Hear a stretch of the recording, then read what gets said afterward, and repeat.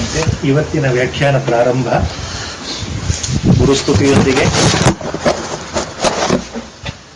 ಗುರುವೇ ಸರ್ವಲೋಕಾನಾಂ ವಿಷಯೇ ಭವರೋಗಿಣಾಂ ನಿಧಯೇ ಸರ್ವವಿದ್ಯಾನಾಂ ಶ್ರೀದಕ್ಷಿಣಾಮೂರ್ತಯೇ ನಮಃ. ಸದಾಶಿವಸಮಾರಂಭಾಂ ಶ್ರೀಶಂಕರಾಚಾರ್ಯಮಧ್ಯಮಾಂ ಅಸ್ಮದಾಚಾರ್ಯಪರ್ಯಂತಾಂ ವಂದೇ ಗುರುಪರಂಪರಾಂ. ಓಂ ನಮೋ ಭಗವತೆ ವಿರಾಜೇಶ್ವರಾಯ. ಓಂ ಶ್ರೀ ಗಣೇಶಾಯ ನಮಃ. ಓಂ ಶ್ರೀ ಮಹಾಸರಸ್ವತ್ಯೈ ನಮಃ. ವಸುದೇವಸುತಂ ದೇವಂ ಕಂಸಚಾಣೂರಮರ್ದನಂ ದೇವಕೀ ಪರಮಾನಂದಂ ನಂ ವಂದೇ ಜಗದ್ಗುರುಂ. ಮೂಕಂ ಕರೋತಿ ವಾಚಾಲಂ ಪಂಗುಂ ಲಂಘಯತೆ ಗಿರಿಂ ಯತ್ಕೃಪಾತಮಹಂ ವಂದೇ ಪರಮಾನಂದಮಾಧವಂ. ನಾರಾಯಣಂ ನಮಸ್ಕೃತ್ಯ ನರಂ ಚೈವ ನರೋತ್ತಮಂ ದೇವೀಂ ಸರಸ್ವತೀಂ ವ್ಯಾಸಂ ತತೋ ಜಯಮುದೀರಯೇತ್.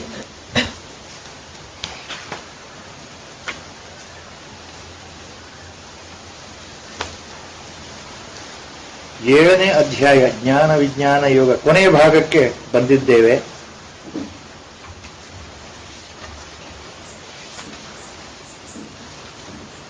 ಇಪ್ಪತ್ತೈದನೇ ಶ್ಲೋಕದವರೆಗೆ ಹೋದ ಸಲ ವ್ಯಾಖ್ಯಾನ ಬಂದಿತ್ತು. ಆ 25ನೇ ಶ್ಲೋಕ ಜ್ಞಾನ ವಿಜ್ಞಾನ ಯೋಗ ಬಹಳ one of the land mark ಶ್ಲೋಕ. ಗುರುಗಳು ಆವಾಗವಾಗ ಹೇಳ್ತಾ ಇದ್ದಂತ ಕೆಲವು ಶ್ಲೋಕಗಳಲ್ಲಿ he used to repeat some half charana of some shlokas all the time, and this is also one important charana like that, or a shloka like that. Always Gurudev used to say mam anusmara yudhya cha, famous statement by Lord himself.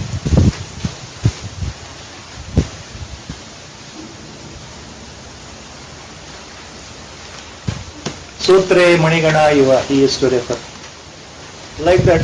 This 25th shloka, the first line, he always used to refer naham prakasha sarvasya yogamaya samavritah. Our Gurudev used to say the yogamaya potency, illusory potency of Lord, nobody can even imagine in their normal sense, with their normal imagination or intelligence. ನಮ್ಮ ಬುದ್ಧಿಗೆ ಎಷ್ಟೇ ಪ್ರಯತ್ನ ಪಟ್ಟರೂ ನಮ್ಮ ಬುದ್ಧಿಯಿಂದ, ಈ ಮನಸ್ಸಿನಿಂದ, ಅಂದ್ರೆ ಈ ದೇಹ ಭಾವದಲ್ಲಿ ನಾವು ಶರೀರ ಭಾವದಲ್ಲಿ ಇದ್ಕೊಂಡು ಶರೀರ ಭಾವದಲ್ಲಿ ನಾನು ಅಂತ ಒಂದು ವ್ಯಕ್ತಿ ಅಂತ ಗೊತ್ತಾಗಿ ಆ ಭಾವದಲ್ಲೇ ಇದ್ದಾಗ ಮಾಯೆ ಅಂದ್ರೆ ಏನು, ಭಗವಂತನ ಮಾಯೆ ಅಂದ್ರೆ ಏನು ಅಂತ ವಿಚಾರ ಮಾಡಿದ್ರೆ ಆ ಮಾಯೆ ಅಂದ್ರೆ ಏನು ಅಂತ ಗೊತ್ತಾಗಲ್ಲಪ್ಪ ಯಾರಿಗೂ ಅಂತ ಗುರುಗಳು ಯಾವಾಗಲೂ ಹೇಳ್ತಾರೆ. Nobody can imagine, nobody can understand, nobody can even think that they have understood what is Maya. ನಮಗೆ ಭಗವಂತ ಹೇಳಿರೋ ಪ್ರಕಾರ ಆತನ ಶಕ್ತಿ ಮಾಯೆ ಅಂದ್ರೆ ನನಗೆ ಗೊತ್ತಿದೆ ಅಂತಂದ್ರೆ ಅದು that statement itself is wrong ಅಂತ Gurudev always used to say. Because the reason is, when I say with the body consciousness that I know something about the Maya, I know the importance of Maya, that means the mind is giving the answer. The mind, under the influence of the buddhi, it is giving the answer. Mind thinks that it has understood something on Maya.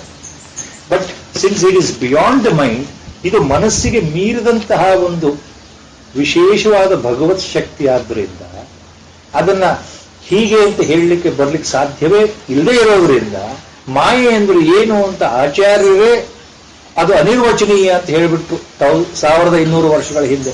ಮಾಯೆ ಅಂತಂದ್ರೆ ಅನಿರ್ವಚನೀಯ, ಅದು ಸತ್ತು ಅಲ್ಲ, ಸತ್ತು ಅಲ್ಲ, ಜ್ಞಾನವೂ ಅಲ್ಲ, ಅಜ್ಞಾನವೂ ಅಲ್ಲ, ಭಗವಂತನಿಂದ ವಿಭಿನ್ನ ಅಂತ ತೋರುತ್ತೆ, ಖಂಡಿತ ವಿಭಿನ್ನ ಅಲ್ಲ, ಆದ್ರೆ ಭಗವಂತನ ಸೇರ್ಕೊಂಡಿದೆ ಅಂದ್ರೆ ಅದೂ ಅಲ್ಲ, ಎಲ್ಲದಕ್ಕೂ ಮೀರಿದ್ದು ಅಂತ ಆಚಾರ್ಯರು ಹೇಳಿಬಿಟ್ರಲ್ಲ. ಹಾಗೆ we cannot try to understand and say that I have understood what is the Maya. Only, as our Guru used to say, by God's grace alone or Guru's grace alone, the Maya can be transcended. At the dawn of the Jnana, ಅಜ್ಞಾನ ಎಂದು ಹೋಗುತ್ತೋ ಅಂದು ಮಾಯೆ ನಿವೃತ್ತಿ ಅಂತ ಎಲ್ಲ ವೇದಾಂತದಲ್ಲಿ ಮಹಾತ್ಮರು ಹೇಳಿರ್ತಕ್ಕಂಥ ಮಾತು.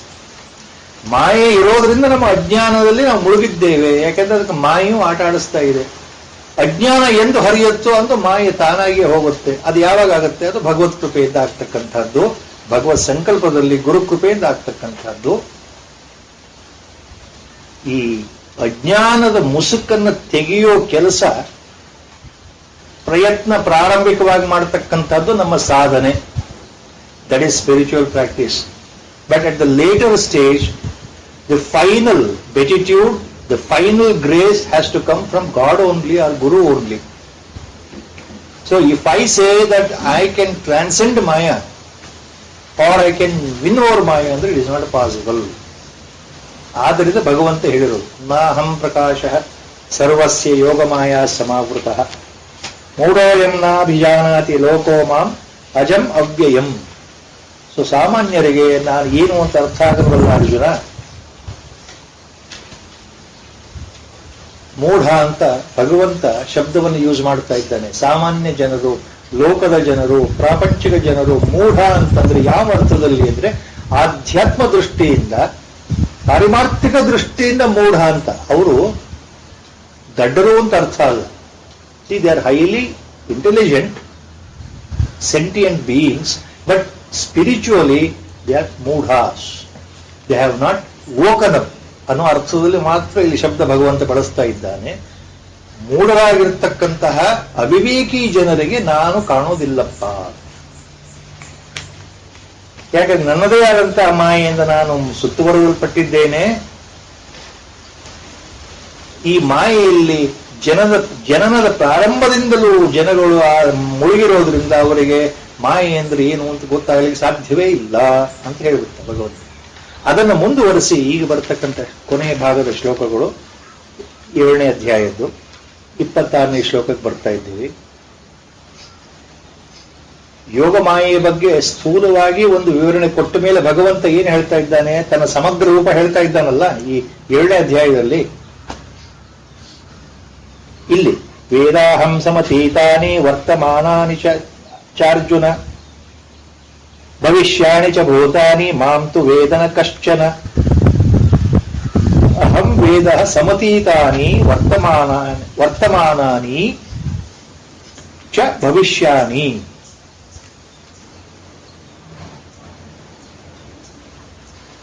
ಅಹಂ ವೇದ, ವೇದಾಹಂ ಅಂತ ತಗೊಳ್ಬೇಕು. ನನಗೆ ಗೊತ್ತಿದೆ, ಐ ನೋ ಇಟ್ ಅಂತ. ಯಾವುದು? ಸಮತೀತಾನಿ, ಆಗಿ ಹೋಗಿರ್ತಕ್ಕಂತಹ whatever has happen in the past, whatever is happening now in the present, and what is going to happen in the future. So he is taking the example of time and space as a typical example to explain this, because we are always under the influence of time and space concept. ಮಾಯೆಯಲ್ಲಿ ನಮಗೆ ಈ ಕಾಲ ಮತ್ತು ದೇಶ ಅಂದ್ರೆ ನಾವಿರ್ತಕ್ಕಂತಹ ದೇಶ, ಅವಸ್ಥೆ ಮತ್ತು ಕಾಲ, time and space, they play a very important role. That is how our waking state is controlled, sleep state is controlled, and we don't understand the significance of what is this time and space concept. ನಮಗೆ ಸಾಮಾನ್ಯ ದೃಷ್ಟಿಯಿಂದ ಈ ಕಾಲ ಅನ್ನೋದ್ರ ಬಗ್ಗೆ ಅರ್ಥ ಆಗೋದಿಲ್ಲ. ಯಾಕೆಂದ್ರೆ ಕಾಲ ಅನ್ನೋದು ಒಂದು ವ್ಯವಹಾರದಲ್ಲಿ ಬರತಕ್ಕಂಥ ಒಂದು ಸಿದ್ಧಾಂತ, ಕಣ್ಣಿಗೆ ಅನುಭವಕ್ಕೆ ಬರತಕ್ಕಂಥ ಸಿದ್ಧಾಂತ. ಕಾಲ ನಮಗೆ ಹಿಂದೆ ಆಗೋಗಿದೆ, ಅದು ಭೂತಕಾಲ.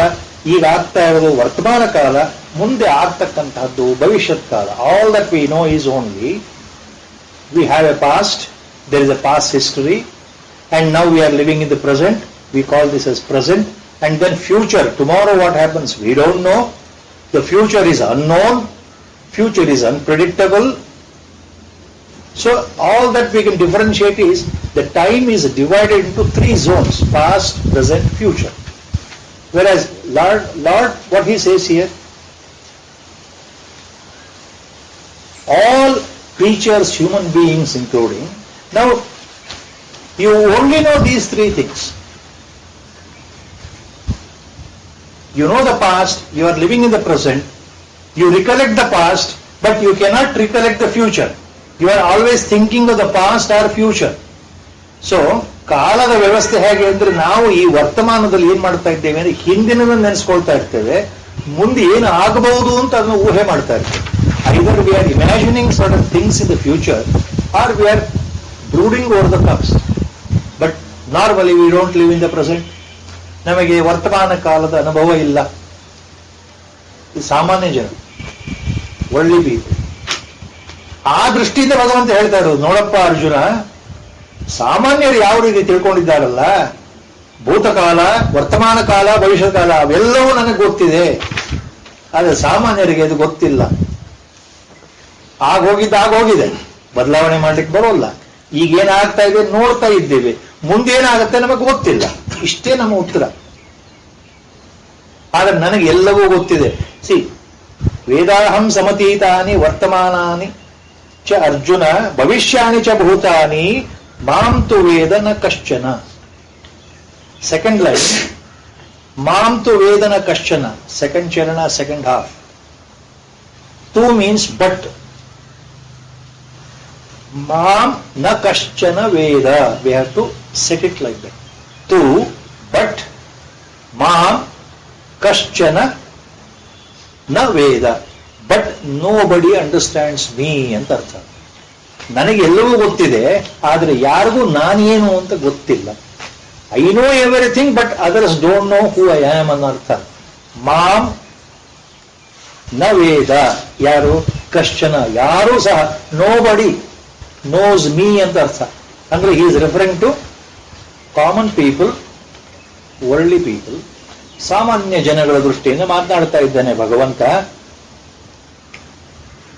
It also means I also know the past, I also know the future ಅಂತಂದ್ರೆ all the different births a jiva, embodied soul, has taken in the previous years and years. All the births I know. ನೀನು ಹಿಂದೆ ಯಾವ್ಯಾವ ಜನ್ಮದಲ್ಲಿ ಹುಟ್ಟಿದ್ದೆ, ಏನಾಗಿ ಹುಟ್ಟಿದ್ದೆ ಅದು ಗೊತ್ತಿದೆ. ಭೂತಕಾಲ, the past, your past incarnations I know.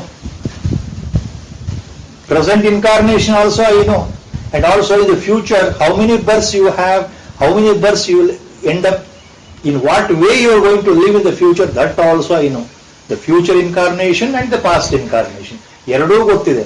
ನಿನ್ನ ಹಿಂದಿನ ಜನ್ಮಗಳು ಏನು ಬಂದಿದೆ ಅಲ್ಲ, ಅದೆಲ್ಲವೂ ನನಗೆ ಗೊತ್ತಿದೆಯಪ್ಪ. ಮುಂದೆ ಯಾವ ಜನ್ಮ ನಿನಗೆ ಬರುತ್ತೆ ಜೀವಾತ್ಮನಿಗೆ, ಅದು ಗೊತ್ತಿದೆ ನನಗೆ. ಇವೆಲ್ಲವೂ ನನಗೆ ಗೊತ್ತಿದೆ, ಆದರೆ ನಿನಗೆ ಗೊತ್ತಿಲ್ಲ ಅನ್ನೋ ಭಾವ. ಸಾಮಾನ್ಯರಿಗೆ ಗೊತ್ತಿಲ್ಲ. C, we keep forgetting. The moment we are born, previous birth information locked up in the deep chitta, memory bank, is stored deeply and it never gets revoked in our life. ನಮಗೆ ಈ ಜನ್ಮದಲ್ಲಿ ಜನನ ಆಗ್ತಾ ಇದ್ದ ಹಾಗೆ ಹಿಂದಿನ ಜನ್ಮಗಳ ಸ್ಮರಣೆ ಯಾವುದು ತಾಯಿಯ ಗರ್ಭದಲ್ಲಿ ಇತ್ತೋ ಎಲ್ಲವೂ ಮರೆಮಾಚುತ್ತೆ. Because of the effect of maya. ಮಾಯೆಯ ಪ್ರಭಾವದಿಂದ ಎಲ್ಲವೂ ಮರ್ತೋಗುತ್ತೆ. ನಮಗೆ ಎಷ್ಟು ಜನ್ಮಗಳಾಗಿದೆ ನಮಗೆ ಗೊತ್ತಿಲ್ಲ, ಎಷ್ಟು ಜನ್ಮಗಳು ದಾಟ ಬಂದಿದ್ದೇವೆ ಗೊತ್ತಿಲ್ಲ, ಅದು ಯಾವುದು ನೆನಪಿಲ್ಲ. ಮುಂದೆ ನಾನು ಯಾವ ಜನ್ಮದಲ್ಲಿ ಹುಟ್ಟುತ್ತೇನೆ ಅದೂ ನಮಗೆ ಗೊತ್ತಿಲ್ಲ, ಅದು ನೆನಪಿಲ್ಲ. So neither we know the past nor we know the future. ಅಂದ್ರೆ regarding the continuation of the jivatma in the cycle of birth and death. ಜನನ ಮರಣ ಸಂಸಾರ ಚಕ್ರದಲ್ಲಿ ನಾವೇನ್ ತಿರುಗ್ತಾ ಇದ್ದೀವಲ್ಲ, ಅಗಾಧವಾಗಿ ತಿರುಗ್ತಾ ಇದ್ದೇವೆ, ಅನಾದಿಯಾಗಿ ತಿರುಗ್ತಾ ಇದ್ದೇವೆ, ತಿರುಗ್ತಾನೇ ಇದ್ದೇವೆ. ಹುಟ್ಟೋದು ಸಾಯೋದು ನಮ್ಗೆ ಏನು ಗೊತ್ತಿಲ್ಲ ಅಂತ ಅರ್ಥ. ಭಗವಂತ ಹೇಳ್ತಾರೆ, ಅದು ಯಾವುದು ನಿಮಗೆ ಗೊತ್ತಿಲ್ಲ, ನನಗೆ ಗೊತ್ತಿದೆ. ಇದು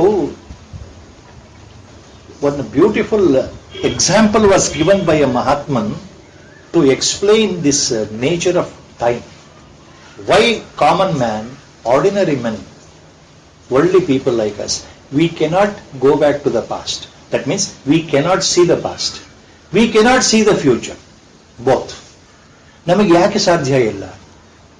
ಜೀವಾತ್ಮನಿಗೆ ಯಾಕೆ ಸಾಧ್ಯ ಇಲ್ಲ?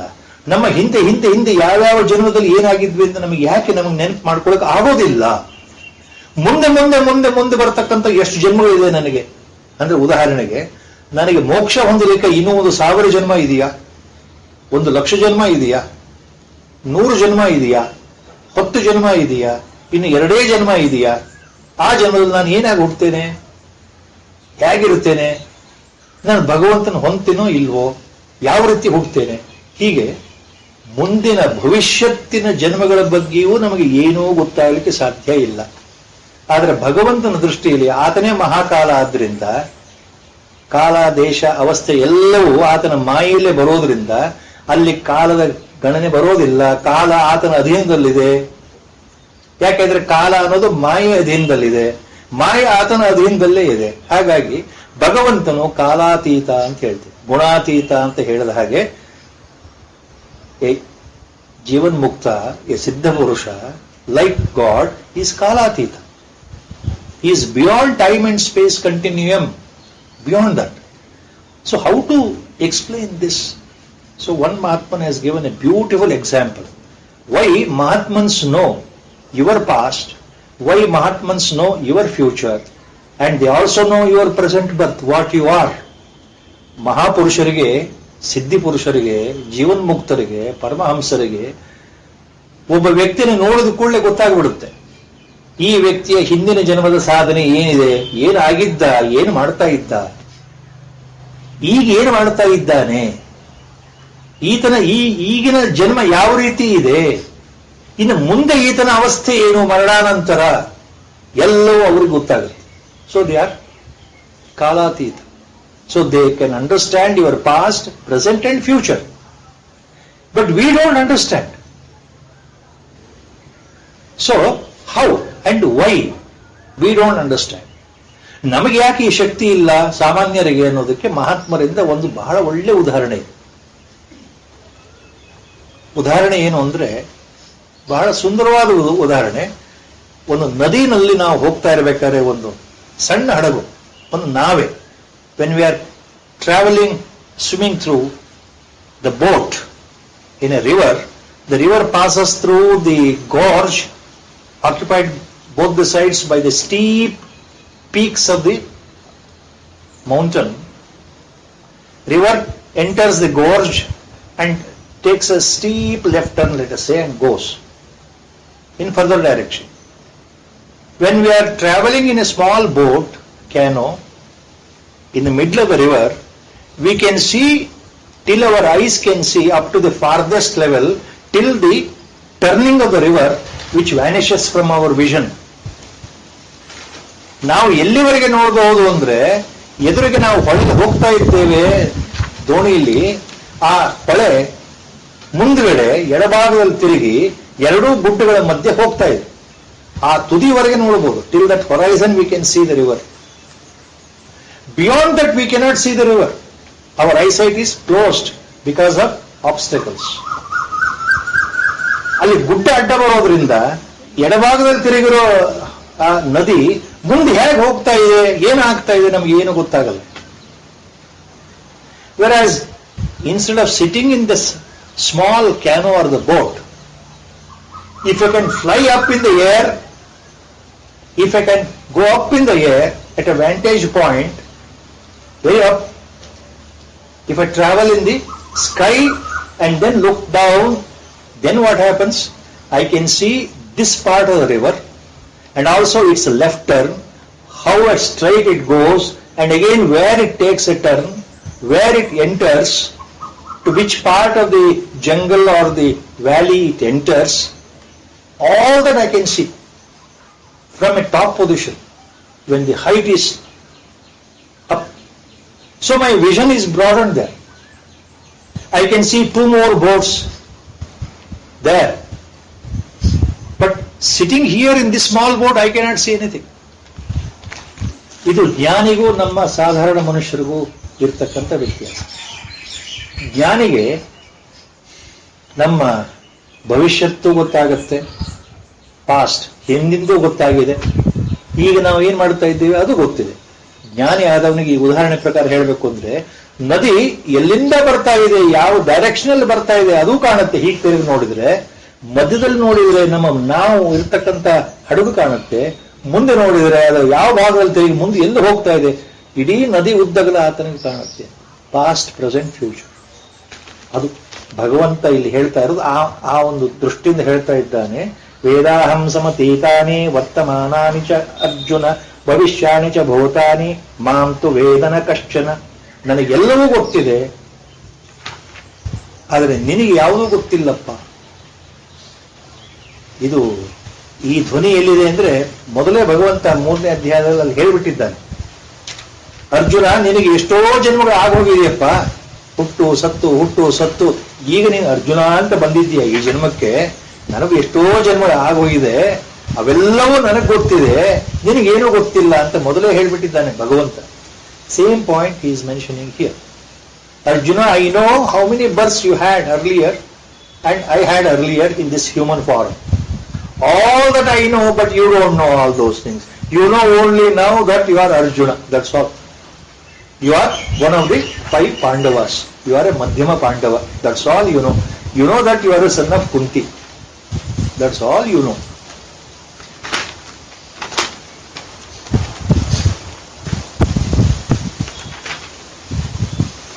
ಸೊ ಇಲ್ಲಿ ಭಗವಂತನ ಸಮಗ್ರ ರೂಪದ ಪರಿಚಯ ಮಾಡಿಕೊಡ್ಬೇಕಾದ್ರೆ ಇಷ್ಟೆಲ್ಲ ಹೇಳ್ತಾ ಇದ್ದಾನೆ.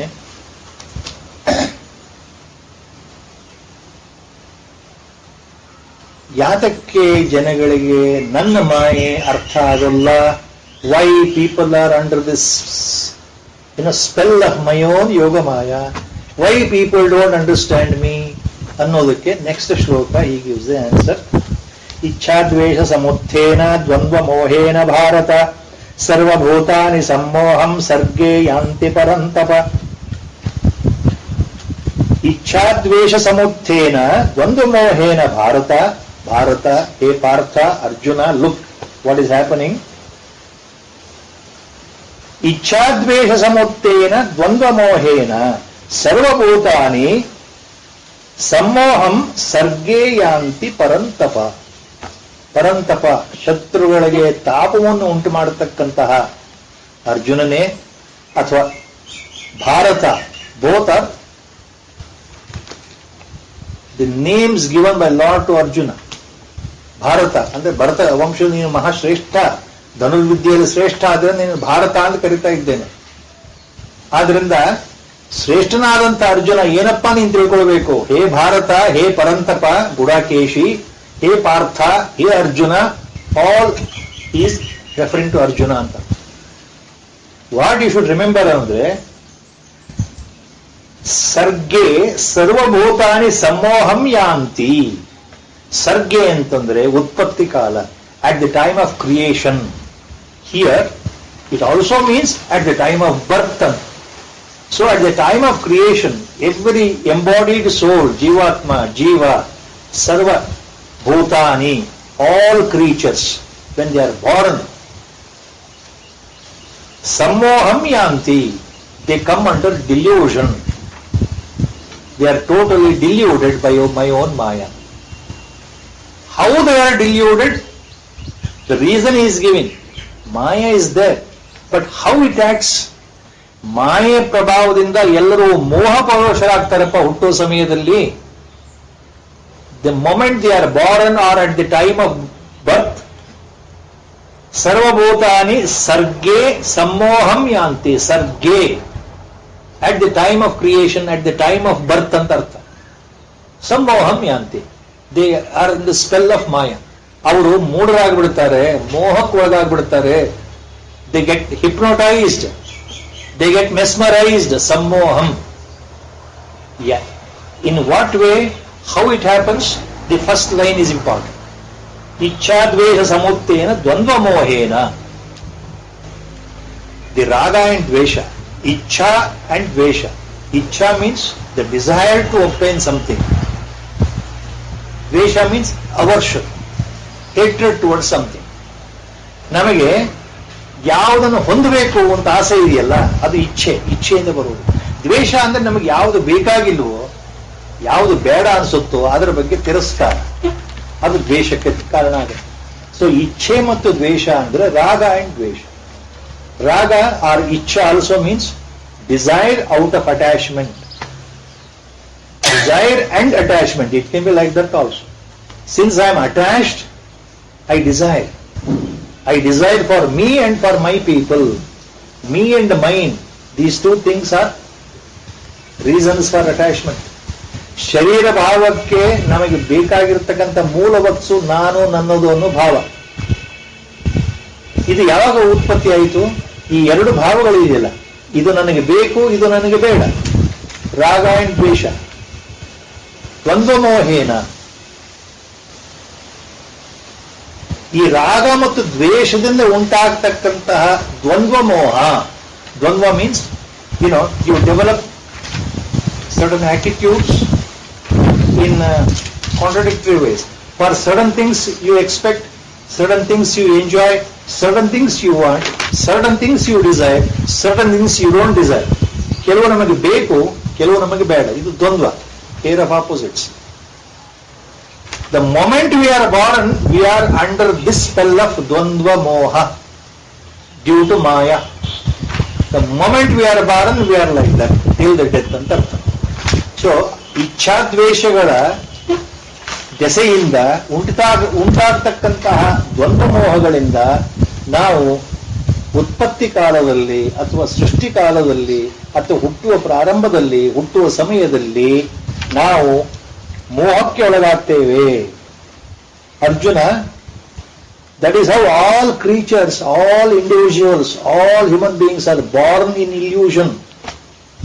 They are born in Maya only, under the spell of the pair of opposites. ರಾಗ ದ್ವೇಷಗಳ ಹಿಡಿತದಿಂದ ಯಾರು ತಪ್ಪಿಸ್ಕೊಳ್ಳಿಕ್ಕೆ ಸಾಧ್ಯ ಇಲ್ಲ. ನೋವು, ನಲಿವು, ಯಾತನೆ, ಸಂಕಟ, ಅಥವಾ ಯಾತನೆ ಮತ್ತು ಸಂತೋಷ, ಸುಖ ಮತ್ತು ದುಃಖ, ಒಳ್ಳೆಯದು ಮತ್ತು ಕೆಟ್ಟದ್ದು, ಉಷ್ಣ ಮತ್ತು ಶೀತ, ಈ ಎಲ್ಲ opposites. They are called opposites, dvandva.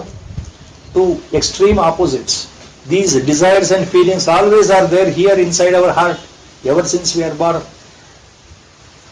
ಗುರುಗಳು ಇದನ್ನ ಎಷ್ಟು ಸ್ಪಷ್ಟವಾಗಿ, long back is explain this. I keep remembering his words, guru's words. Earlier, I never knew all these things. Our Gurudev said, same thing is written in the introduction to his autobiography. I was not knowing how the Maya works. And Gurudev says, and he explained that. Why you don't understand Maya? Why even if a jnani comes and tells you, still you don't understand? Because you are covered by it right from the birth, right from the first breath, Gurudev said. ಹುಟ್ಟುವ ಸಮಯದಲ್ಲಿ, ಜನನ ಕಾಲದಲ್ಲಿ, ಮೊದಲ ಶ್ವಾಸವನ್ನು ತೆಕ್ಕೊಂಡು ಭೂಮಿಗೆ ಬಿದ್ದ ನಂತರ ಮಗು ಉಸಿರು ಎಳ್ಕೊಳ್ಳುತ್ತಲ್ಲ, ಜನನ ಸಮಯ, at the time of birth, during the first breath itself, the Maya completely covers the Jivatma, embodied soul. Our Gurudev said. So ನೀನು ಹುಟ್ಟುವ ಸಮಯದಲ್ಲೇ ಮಾಯೆ ನಿನ್ನನ್ನು ಆವರಿಸ್ಕೊಳ್ಳೋದ್ರಿಂದ ಎಲ್ಲವೂ ಮರ್ತೋಗುತ್ತಲ್ಲಪ್ಪ. ಸೊ ನಾನು ಮಾಯೆಯಲ್ಲಿ ಸಿಕ್ಕಾಕೊಂಡಿದ್ದೀನಿ ಅಂತ ಗೊತ್ತಾಗೋದಾದ್ರೂ ಹೇಗೆ? ಗೊತ್ತಾಗ್ಲಿಕ್ಕೆ ಸಾಧ್ಯ ಇಲ್ಲ. ಅದೊಂದು ವಸ್ತು ಅಲ್ಲ ತೋರಿಸ್ಲಿಕ್ಕೆ. ಜ್ಞಾನಿ ಬಂದು ಹೇಳಿದ್ರೂ ಸಹ ನಿಮಗೆ ಯಾಕೆ ಅರ್ಥ ಆಗಲ್ಲ ಅಂದ್ರೆ, ನಿಮಗೆ ಅದು ಅನುಭವಕ್ಕೆ ಬಂದಿಲ್ಲ. ಯಾಕಂದ್ರೆ ಅದ್ರ ಜೊತೆಗೇ ಹುಟ್ಟಿದ್ದೇವೆ, ಅದರ ಜೊತೆಗೇ ನಾವು ಮರಣವನ್ನು ಹೊಂದ್ತೇವೆ. ಹಾಗಾಗಿ ಮಾಯೆ ಅಂದ್ರೆ ಏನು ಅಂತ ಗೊತ್ತಾಗ್ಲಿಕ್ಕೆ ಸಾಧ್ಯ ಇಲ್ಲ. ಹಾಗಾದ್ರೆ ಗುರುಗಳೇ ಗೊತ್ತಾಗೋದು ಯಾವಾಗ ಅಂತ ಒಂದು ಪ್ರಶ್ನೆ. ಅಲ್ಲಿ ಮಹಾತ್ಮರು ಹೇಳಿದ್ದನ್ನು ನಮ್ಮ ಗುರುಗಳು ಹೇಳಿದ್ರು. ಮಾಯೆ ಅನ್ನೋದು ಯಾವಾಗ ಗೊತ್ತಾಗತ್ತೆ ಅಂದ್ರೆ ಅದು ಪರಮಾತ್ಮನ ಕೃಪೆಯಿಂದ ಮಾತ್ರ ಅಂತ ಹೇಳಿ. ಯಾವ ದಿವಸ ಅಜ್ಞಾನ ಸಂಪೂರ್ಣವಾಗಿ ನಾಶವಾಗುತ್ತೋ ಅದು ಯಾವತ್ತಾಗತ್ತೆ ಯಾರಿಗೂ ಹೇಳಲಿಕ್ಕೆ ಬರೋಲ್ಲಪ್ಪ. Nobody can tell you during your sadhana period when emancipation occurs. Nobody can give you the time. Nobody can tell you the time. You do sadhana, after 3 months you get liberated. No jnani will tell you. Even though he knows it, he will not tell you. He will never interfere in your prarabdha, which he knows very well. So only by God's grace, at that appropriate moment, when the jnana dawns, that means when the last veil of ajnana goes away, that means Maya is automatically taken care of. That is by God's grace, or Guru's grace. ಇದನ್ನೇ ಗುರುಗಳು ಹೇಳಿದ್ರು. ಮಾಯೆಯನ್ನು ಗೆಲ್ತೀನಿ ಅಂತ ಹೊರಟ್ರೆ ಗೆಲ್ಲಕ್ಕಾಗಲ್ಲಪ್ಪ, ಅದು ಭಗವತ್ ಕೃಪೆಯಿಂದ ಮಾತ್ರ ಸಾಧ್ಯ. ಗುರುಗಳು ಅದನ್ನು ಯಾವಾಗಲೂ ಹಾಗೆ ಹೇಳ್ತಾ ಇದ್ರು. ಅದಕ್ಕೆ ನಾವು ವಿಶೇಷ ಅರ್ಥ ಏನು ತಗೊಳ್ತೇವೆ ಅಂದ್ರೆ, ಪರಮಾತ್ಮ ಬೇರೆ ಅಲ್ಲ, ಗುರು ಬೇರೆ ಅಲ್ಲ. ಆದ್ರಿಂದ ಗುರು ಕೃಪೆ ಇದ್ರೆ ಮಾತ್ರ. That is why all Vedanta, the whole summary of Vedanta extols the value of Guru. Guru Krupa hi kevalam shishyasya parama mangalam. Parama mangalam means it will take you outside the samsara. It will see that you are liberated. The only Kripa, how it works andre, that we should be liberated. And it will never leave you. Bhagavan Ramana Maharshi made this point very clear during his lectures and talks. That is published in the Talks book. Once you are under the hold of a Guru, even if you want to leave, Guru will not leave you. Bhagavan message, Maharshi's message. Same thing Nisargadatta Maharaj also has said. Once a Guru takes you inside, he will never, even if you want to leave, he will not leave you, provided he has taken you inside. ಒಬ್ಬ ಗುರು ಪರಮಾತ್ಮ ಮಹಾಪುರುಷ ಒಬ್ಬ ವ್ಯಕ್ತಿಯನ್ನ ತನ್ನ ಹತ್ರ ಎಳ್ಕೊಂಡಿದ್ದಾನೆ ಅಂದ್ರೆ ಅರ್ಥ ಏನು ಅಂದ್ರೆ, ನಿಮಗೆ ಗೊತ್ತಿದೆಯೋ ಗೊತ್ತಿಲ್ಲವೋ ನಿಮ್ಮ ಉದ್ಧಾರ ಆತನ ಕೈಲಿದೆ. He will see to it that you are liberated ultimately. That is how the Guru Krupa works. So our Gurudev always used to say very few words. Guru Krupa, how it works, nobody will know it because it works silently. Highest Upadesha always given in the total silence. So we have seen, you have seen, all of us we have seen how our Gurudev used to keep all the time, most of the time, very, very silent. And so much serene, golden silence we used to feel in his presence. In the body forum when he used to be there was a total silence. At times it was very difficult for Gurudev to come to our level, at the duality level, and then open the talks and open the discussion. So several times he had told me, until you people ask something, nothing comes out from here. He showed like this, nothing comes out from here until you ask something. So that's how he used to speak. He used to speak more in silence than by words.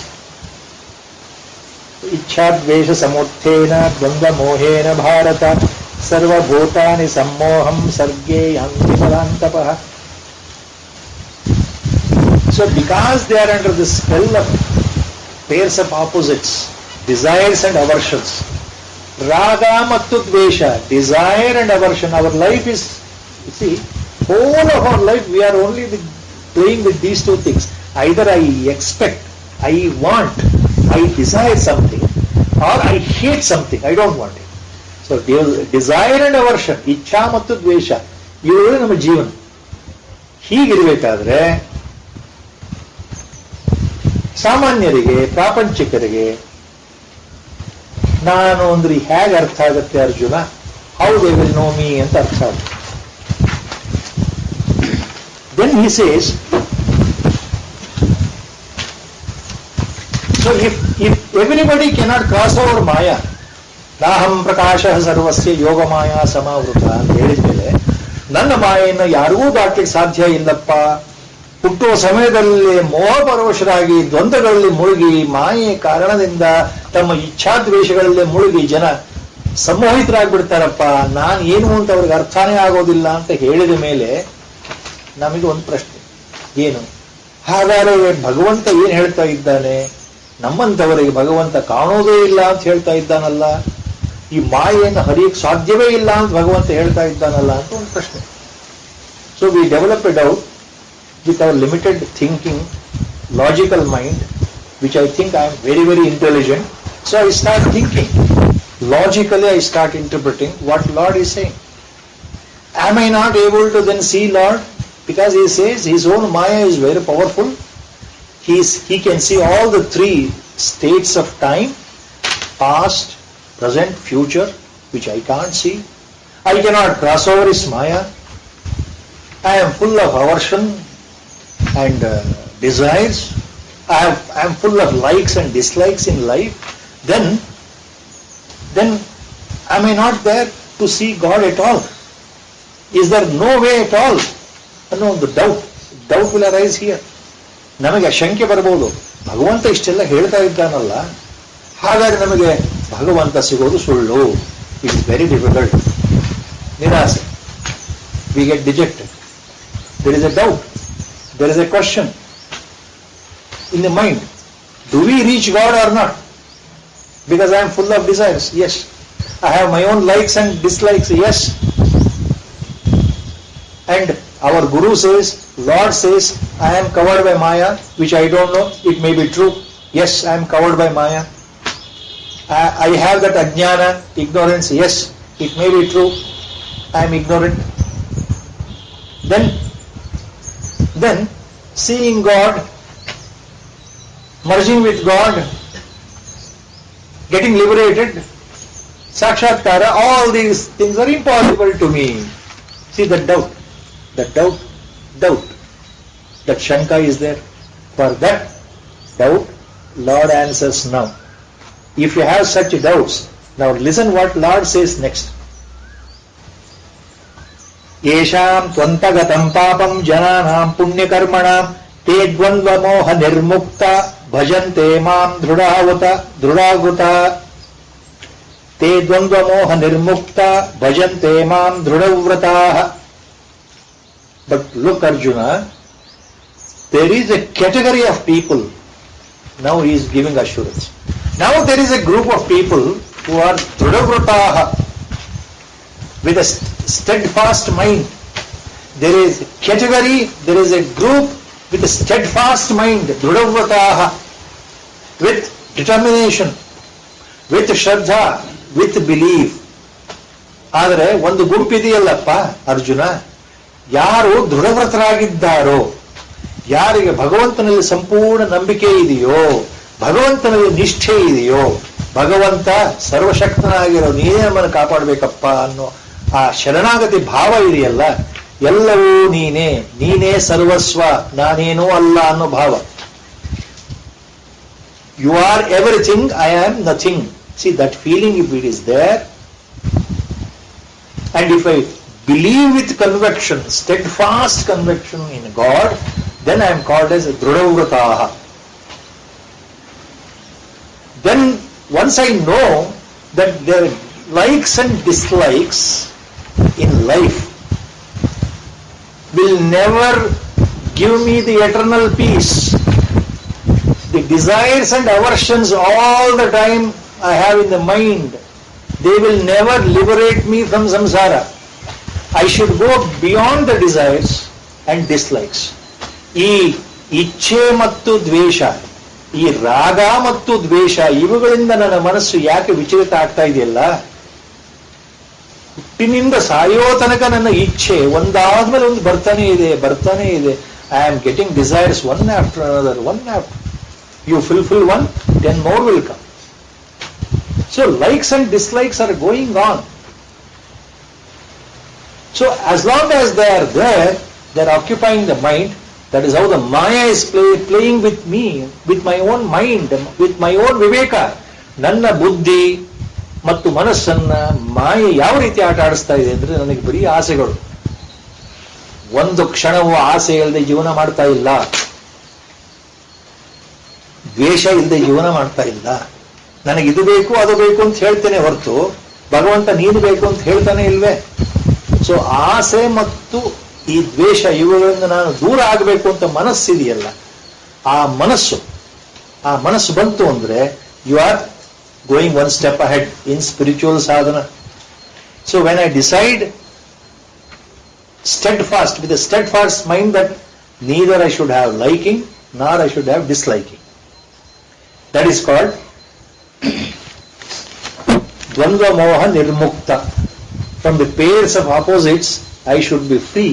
My mind should be free with that feeling in the mind.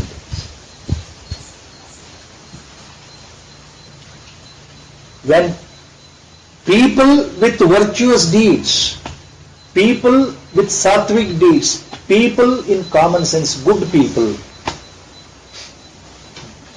jananam punyakarmanam antagatam papam, yesham jananam punyakarmanam yesham jananam, who are dvandva moha nirmukta, who are dhrudavvrataha, and who are always ಭಜಂತೆ ಮಾಂ, ಯಾರು ನನ್ನಲ್ಲಿ ಸದಾ ಮನಸ್ಸಿಟ್ಟಿದ್ದಾರೋ, ಯಾರು ನನ್ನ ಆರಾಧನೆ ಮಾಡ್ತಾ ಇದ್ದಾರೋ, ಯಾರು ನನ್ನಲ್ಲಿ ಶರಣಾಗತಿಯನ್ನು ಹೊಂದಿದ್ದಾರೋ, ಯಾರು ನನ್ನಲ್ಲಿ ನಂಬಿಕೆ ನಿಷ್ಠೆಯನ್ನು ಇಟ್ಕೊಂಡಿದ್ದಾರೋ ಅಂಥವರ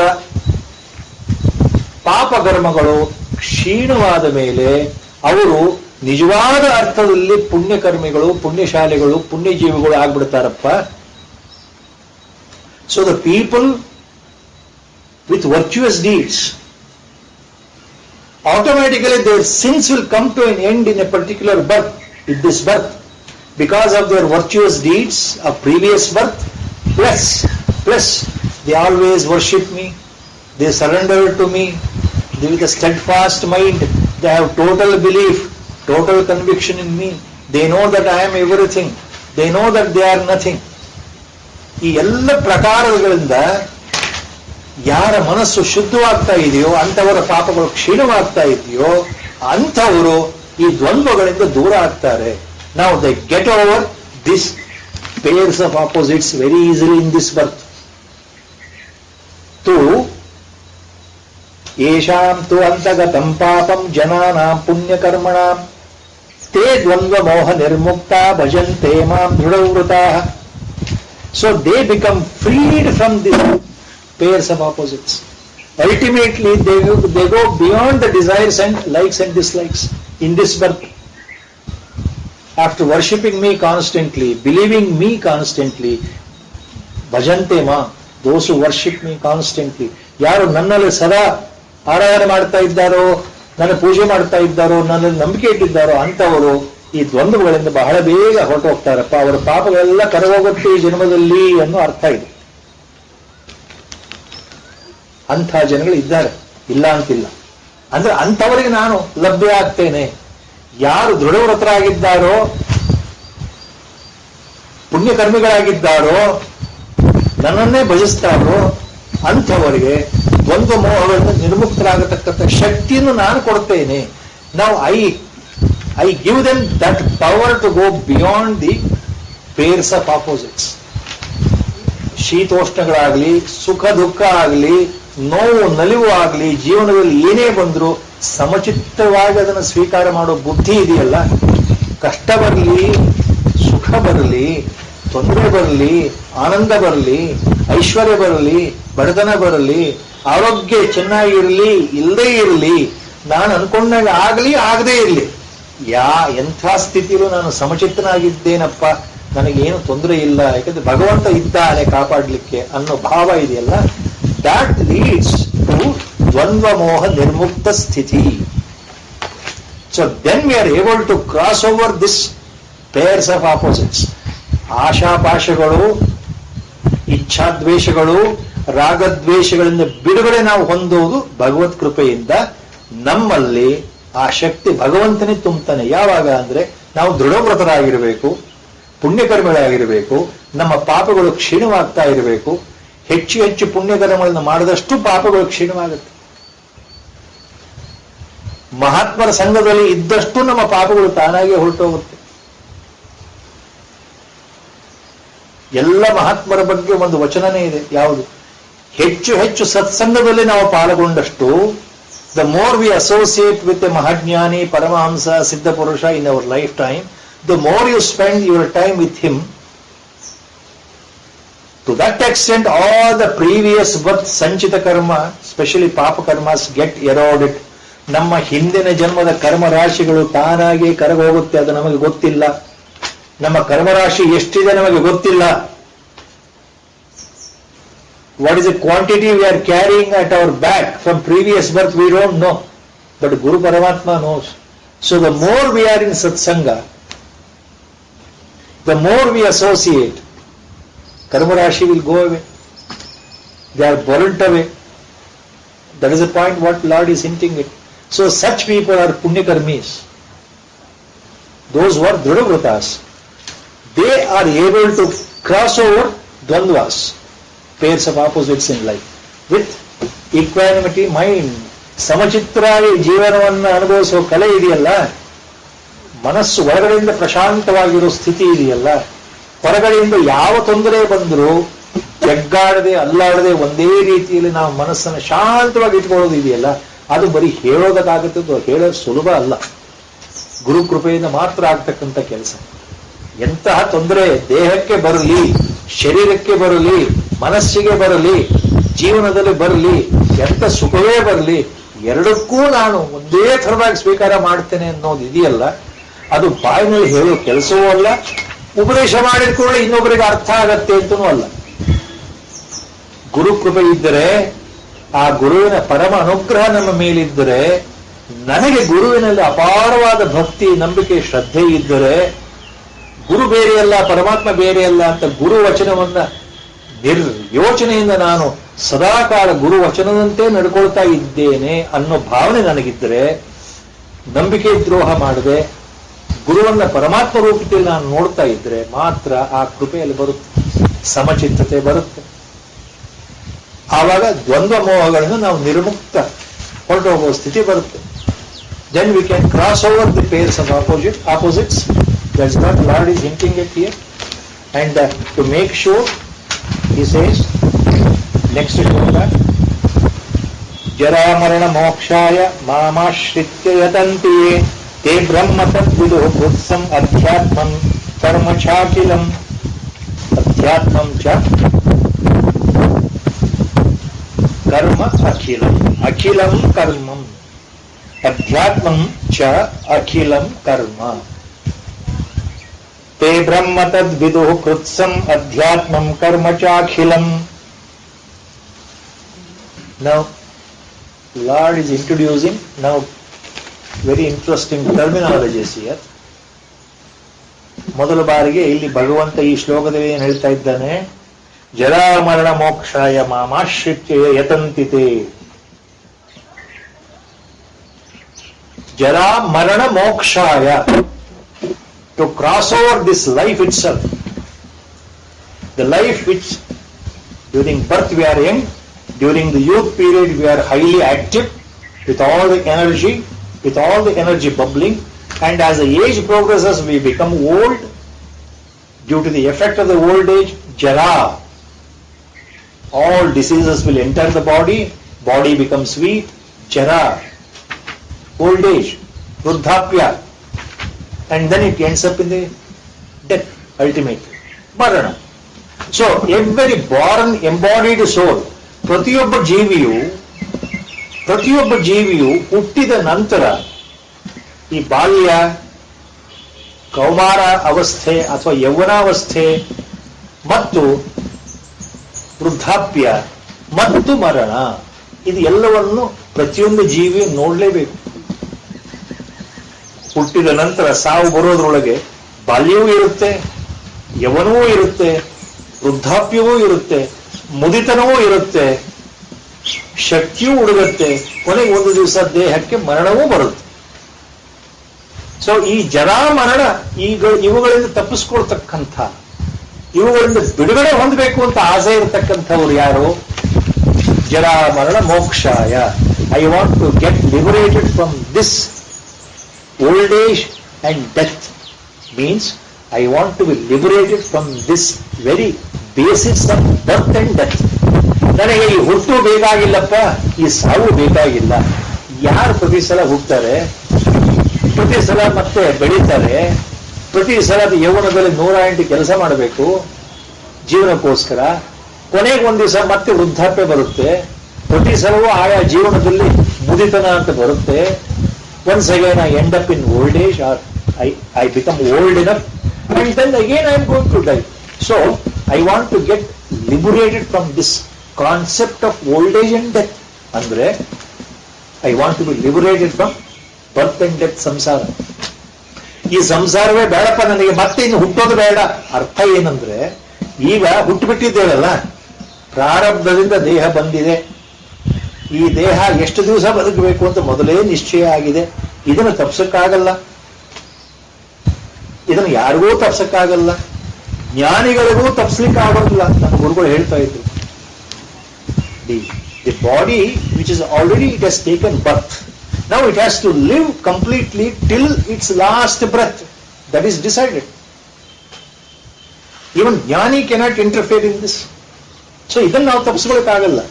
ಮತ್ತೆ ಮುಂದೆ ಹುಟ್ಟೋದು ಬೇಡಪ್ಪ, ಮುಂದೆ ಮತ್ತೊಂದು ಜನ್ಮ ಬರೋದು ಬೇಡ, ಬಹಳ ಈಸಿ ನೆನೆಸ್ಕೊಳ್ಳೋದು, ಹೇಳೋದು so easy. It is very easy. Okay, let me expect, let there be no more birth. So when there is no more birth, when there is no more death, let me escape. So that is liberation from samsara. This liberation from samsara is called emancipation or realization. ಇದನ್ನ ನಾವು ಜೀವನ ಮುಕ್ತತೆ, ಸಾಕ್ಷಾತ್ಕಾರ, ಭಗವತ್ ಸಾಕ್ಷಾತ್ಕಾರ, ಆತ್ಮ ಸಾಕ್ಷಾತ್ಕಾರ, ಭಗವಂತನಲ್ಲಿ ಐಕ್ಯತೆ, ಎಲ್ಲ ಶಬ್ದಗಳು ಅಲ್ಲಿ ಬರುತ್ತೆ. ಸೊ ಜರಾಮರಣ ಮೋಕ್ಷಾಯ ಮಾಮಾಶ್ರಿತ್ಯ ಯತಂತಿತೆ. ಯತಂತಿತೆ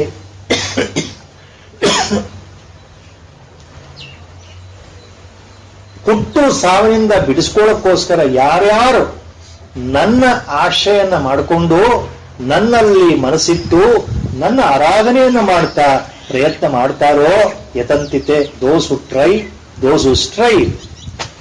ಯತಂತಿತೆ ಯಾರು? ತೇ, those people who are interested in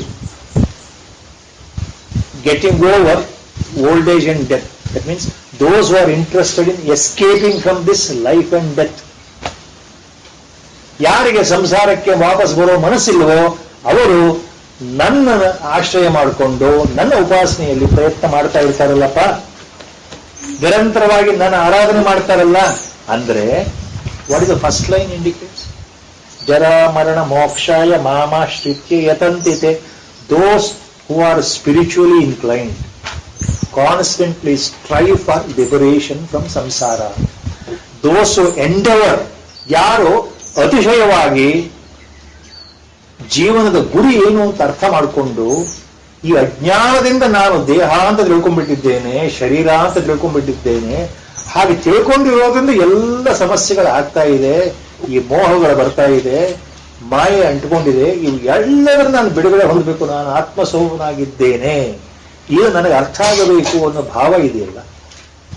ಅಂದ್ರೆ ಯಾರಿಗೆ ಮೋಕ್ಷದ ಅಭಿಲಾಷೆ ಇದೆಯೋ, ಯಾರು ಆ ಮೋಕ್ಷದ ಅಭಿಲಾಷೆಯಿಂದ ಪರಮಾತ್ಮನನ್ನ ನಿರಂತರವಾಗಿ ಧ್ಯಾನ ಮಾಡ್ತಾ ಇದ್ದಾರೋ, ಸೇವಿಸ್ತಾ ಇದ್ದಾರೋ, ಭಗವಂತನ ಆಶ್ರಿತ್ಯ ಅಂತಂದ್ರೆ ಭಗವಂತನಲ್ಲಿ ಶರಣಾಗತರಾಗಿದ್ದಾರೋ, ಜಪವನ್ನು ಮಾಡ್ತಾ ಇದ್ದಾರೋ, ತಪಸ್ ಮಾಡ್ತಾ ಇದ್ದಾರೋ, ಅವರೆಲ್ಲರೂ ಎಲ್ಲ ಅಧ್ಯಾತ್ಮ ಜೀವಿಗಳು, ಅಧ್ಯಾತ್ಮ ಪುಣ್ಯಜೀವಿಗಳು, ಅಧ್ಯಾತ್ಮ ಸಾಧಕರು ಯಾರ್ಯಾರು ಪ್ರಯತ್ನ ಮಾಡ್ತಾ ಇದ್ದಾರಲ್ಲ ಅಂಥವರು.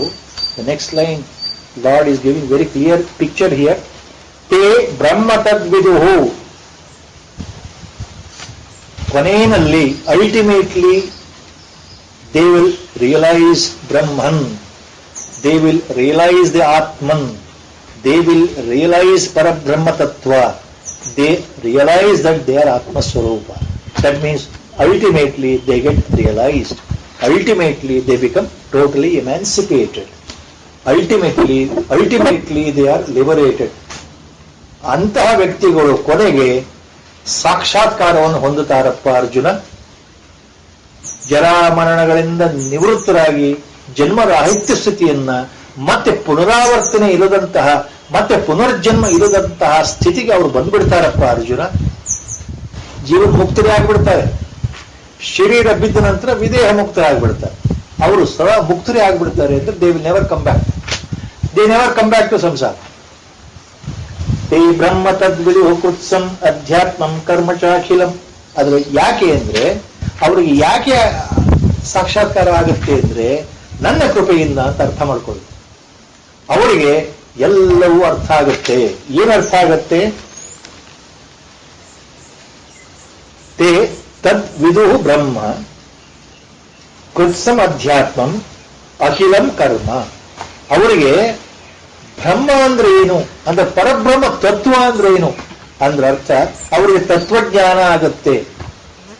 They realise Brahma, they realise Parabrahma ತತ್ವ, ದೇ ರಿಯಲೈಸ್ ಗಾಡ್ ಅಂತ. ಇಲ್ಲಿ ಬ್ರಹ್ಮ ಅಂದ್ರೆ ಗಾಡ್ ಅಂತಾನು ತಗೊಳ್ಬೋದು, ಪರಮಾತ್ಮ ಅಂತ ಅರ್ಥ, ಪರತತ್ವ ಅಂತ ಅರ್ಥ, ಆತ್ಮ ಅಂತ ಅರ್ಥ, ಎಲ್ಲವೂ ಅದೇ ಅರ್ಥ. ಅವರು ಬ್ರಹ್ಮವನ್ನು ಅರ್ಥಕೊಳ್ತಾರೆ. They realise Brahma, they realise God and They realize Adhyatma. They realize Adhyatma. Which Adhyatma? Krutsam Adhyatmam. In totality, they know what is Adhyatma. Krutsam, in total. Plus, they also realize, they also know what is karma. Karma ಅಂದ್ರೆ ಏನು ಗೊತ್ತಾಗತ್ತೆ ಅವರಿಗೆ. ಎಂತಹ ಕರ್ಮ? ಅಖಿಲಂ ಕರ್ಮ. ಸರ್ವ ಸಂಪೂರ್ಣ ಕರ್ಮಗಳ ಗತಿ, ಸಂಪೂರ್ಣ ಕರ್ಮಗಳ ರಹಸ್ಯ ಅವರಿಗೆ ಅರ್ಥ ಆಗುತ್ತೆ. ಕರ್ಮ ಅರ್ಥ ಆಗುತ್ತೆ, ಬ್ರಹ್ಮ ಅರ್ಥ ಆಗತ್ತೆ, ಅಧ್ಯಾತ್ಮ ಅರ್ಥ ಆಗತ್ತೆ ಅಂತ ಮೂರು ಶಬ್ದಗಳನ್ನು ಹೇಳ್ತಾ ಇದ್ದಾನೆ ಭಗವಂತ. ಯಾರಿಗೆ ಅರ್ಥ ಆಗತ್ತೆ? ದೋಸ್ ಹೂ ಮಾಮಾಶ್ರಿತ್ಯ ಜರಾಮರಣ ಮೋಕ್ಷಾಯ ಯತಂತಿ. Those who strive very hard spiritually, those who strive very hard spiritually, totally surrendering themselves to me at my lotus feet. ಯಾರು ನನ್ನಲ್ಲಿ ಭಕ್ತಿ ಭಾವನೆಯಿಂದ ಶರಣಾಗತರಾಗಿ ನನ್ನ ಉಪಾಸನೆ ಮಾಡ್ತಾ ಮಾಡ್ತಾ ಸಾಕ್ಷಾತ್ಕಾರವನ್ನು ಹೊಂದಬೇಕು ಅಂತ ಬೈಕೆ ಇಟ್ಟಿದ್ದಾರಲ್ಲ, ಅವ್ರ ಮನಸ್ಸಲ್ಲಿ ಇದೆಯಲ್ಲ, ಅಂಥವರು ಅಂತ ಅರ್ಥ. ಯತಂತಿತೆ. What happens? Such people, they brahma tad viduho krutsam adhyatmam karma cha akhilam. Akhilam karmam cha, the whole gamut of karma siddhanta, they understand, and cha means end. They also understand adhyatma, and they also understand brahma, brahma tattva, parabrahma tattva, paramatma tattva, jiva brahma aikyatva tattva, ಅಥವಾ ಆತ್ಮ ತತ್ವ ಎಲ್ಲವೂ ಅವ್ರಿಗೆ ಅರ್ಥ ಆಗುತ್ತಪ್ಪ Arjuna. That is what lord is hinting very clearly here. ಜರಾ ಮರಣ ಮೋಕ್ಷಾಯ ಮಾಮಾಶ್ರಿತ್ಯ ಯತಂತಿತೆ ತೇ ಬ್ರಹ್ಮ ತದ್ವಿದು ಕೃತ್ಸಂ ಅಧ್ಯಾತ್ಮಂ ಕರ್ಮ ಚಾಖಿಲಂ. ಸೊ ಅಧ್ಯಾತ್ಮ means one interpretation. The entire indwelling principle in the totality of all the ಜೀವಾತ್ಮಸ್. ಎಲ್ಲ ಸಮಷ್ಟಿ ಜೀವಿಗಳ ಹೃದಯದಲ್ಲಿರತಕ್ಕಂಥ ಒಂದೇ ಪದಾರ್ಥ, ಒಂದೇ ಆತ್ಮ, ಒಂದೇ ವಸ್ತು, ಒಂದೇ ಘನ ಪದಾರ್ಥ ಆಗಲಿ ಅಥವಾ ಯಾವ ಶಬ್ದವನ್ನು ಬಳಸಿದ್ರು ಇರ್ತಕ್ಕಂಥ ಒಂದೇ ಬ್ರಹ್ಮವಸ್ತು ಇದೆಯಲ್ಲ, ಆತ್ಮವಸ್ತು, ಆ ಆತ್ಮವೇ ಅಧ್ಯಾತ್ಮ. ಅಧ್ಯಾತ್ಮ ಅಂದ್ರೆ ಅಧಿ ಪ್ಲಸ್ ಆತ್ಮ ಅಂದ್ರೆ ಆತ್ಮನನ್ನ ಕುರಿತು ಹೇಳ್ತಕ್ಕಂಥ ವಿಷಯಗಳು ಅಧ್ಯಾತ್ಮ. ಆತ್ಮನ ಹಿರಿಮೆ ಬಗ್ಗೆ ಹೇಳ್ತಕ್ಕಂಥದ್ದು ಅಧ್ಯಾತ್ಮ. To explain about the highest ultimate significance of Atma is called Adhyatma. To know about Atma is called Adhyatma. Antaha Adhyatma and the whole gamut of karma, the field of karma, the entire field of karma, ಕರ್ಮದ ಎಲ್ಲ ಸಂಪೂರ್ಣ ಗತಿಗಳನ್ನ, ಅಧ್ಯಾತ್ಮವನ್ನ ಮತ್ತು ಭಗವಂತನನ್ನ ಅಂತಹ ಜನಗಳು ಅರ್ಥಕೊಳ್ತಾರಪ್ಪ ಅರ್ಜುನ. ಯಾರು? ದೋಷ್ ಜರಾಮರಣ ಮೋಕ್ಷಾಯ, ದೋಸ್ ಹೂ strive for ಮೋಕ್ಷ. ಯಾರಿಗೆ ಮೋಕ್ಷವನ್ನು ಸಂಪಾದನೆ ಮಾಡಬೇಕು ಅಂತ ಆಸೆ ಇದೆಯಲ್ಲ, ಮತ್ತೇನೂ ಅಲ್ಲ. ಸ್ವರ್ಗ ಬೇಕಾಗಿಲ್ಲ, ಬೇರೆ ಪಿತೃಲೋಕ ಬೇಕಾಗಿಲ್ಲ, ಅಭ್ಯುದಯ ಬೇಕಾಗಿಲ್ಲ, ಐಶ್ವರ್ಯ ಬೇಕಾಗಿಲ್ಲ. They are not after name and fame, they are only interested in moksha. Such people who are surrendering to me completely, ಮಾಮಾಶ್ರಿತ್ಯ ಯತಂತಿತೆ, and then strive very hard, they ultimately get liberated ಅನ್ನೋದಕ್ಕೆ, ಅವರು ನನ್ನನ್ನೇ ಸೇರ್ತಾರೆ ಅನ್ನೋದಕ್ಕೆ ಭಗವಂತ ಬಿಡಿಸಿ ಬಿಡಿಸಿ ಏನ್ ಹೇಳ್ತಾ ಇದ್ದಾನೆ? ಯಾರು ನನ್ನಲ್ಲಿ ಭಕ್ತಿ ಇಟ್ಟಿದ್ದಾರೋ ನನ್ನನ್ನೇ ಸೇರ್ತಾರಪ್ಪ ಅಂತ ಸುಲಭದಲ್ಲಿ ಹೇಳಬಹುದು. ಭಗವಂತ ಎರಡನೇ ಚರಣ ಏನ್ ಹೇಳ್ತಾ ಇದ್ದಾರೆ? ಅಂತಹ ಜನಗಳಿಗೆ ಅಧ್ಯಾತ್ಮ ಅಂದ್ರೇನು, ಕರ್ಮಗತಿ ಅಂದ್ರೇನು, ಪರತತ್ವ ಬ್ರಹ್ಮ ಅಂದ್ರೇನು ಎಲ್ಲವೂ ಅರ್ಥ ಆಗತ್ತೆ ಅರ್ಜುನ. ಅಂದ್ರೆ ಅವರು ಜೀವನ ಮುಕ್ತರೇ ಆಗಿಬಿಡ್ತಾರೆ, ಅವರು ಮೋಕ್ಷವನ್ನೇ ಪಡೀತಾರೆ. ಮತ್ತೆ ಈ ಜನ್ಮ ಹೋದ ನಂತರ ಮತ್ತೆ ಪುನರ್ಜನ್ಮಕ್ಕೆ ಬರೋದಿಲ್ಲಪ್ಪ, ಅವರು ನನ್ನಲ್ಲಿ ಐಕ್ಯವಾಗಿ ಬಿಡ್ತಾರೆ ಅನ್ನೋ ಅರ್ಥ. ಗುರುಗಳ ಸಂಕಲ್ಪದಂತೆ ಇವತ್ತಿನ ವ್ಯಾಖ್ಯಾನ 29ನೇ ಶ್ಲೋಕಕ್ಕೆ ನಿಲ್ಲಿಸ್ತಾ ಇದ್ದೇವೆ. ವಸುದೇವ ಸುತಂ ದೇವಂ ಕಂಸಜಾನೂರಮರ್ದನಂ ದೇವಕೀ ಪರಮಾನಂದಂ ಕೃಷ್ಣಂ ವಂದೇ ಜಗದ್ಗುರುಂ ಮೂಕಂ ಕರೋತಿ ವಾಚಾಲಂ ಪಂಗುಂ ಲಂಘಯತೆ ಗಿರಿಂ ವಂದೇ ಪರಮ